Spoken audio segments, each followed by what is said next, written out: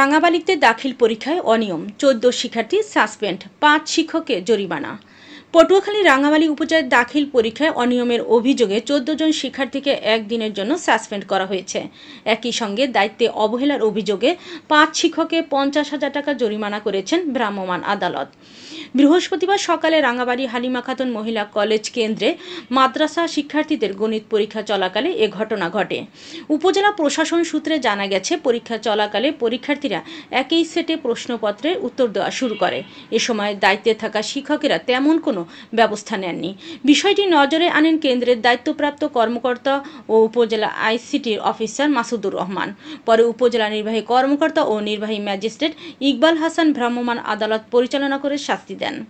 শাস্তিপ্রাপ্ত 5 শিক্ষক হলেন রাঙাবাড়ী নেসারিয়া দাখিল মাদ্রাসার আব্দুল কুদ্দুস, কাছারিয়া বুনিয়া আসমত আলী দাখিল মাদ্রাসার সোহেল রানা ও জাকির হোসেন, পশ্চিম গাববুনিয়া দাখিল মাদ্রাসার মোহাম্মদ মাহমুদুল হাসান ও মোহাম্মদ সোহাগ।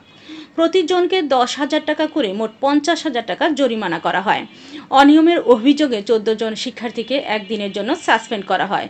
পরীক্ষার সুষ্ঠু পরিবেশ বজায় রাখতে প্রতিটি কেন্দ্রেই নজরদারি বাড়ানো হবে।